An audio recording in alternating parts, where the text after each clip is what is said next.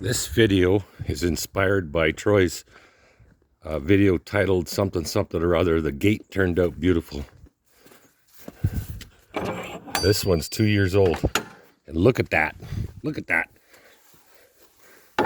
It can go in and out.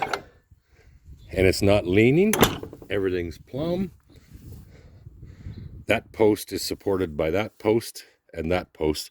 And there's no seam, spanned right across. That was a 15-footer that I cut down for that. And those are 15-footers as well. And there's one seam right there in the middle. I should have made it so the wind can go through though.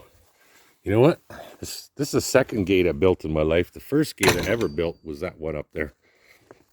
Look at that. 2 years later. Plumb as plumb gets.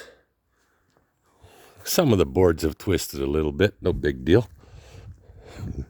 Look. I could proudly show that. I don't know how he could be so stupid to show his fucking workmanship. It's beyond belief. I installed those myself. Right, Kara? You can't get out of that gate, can you?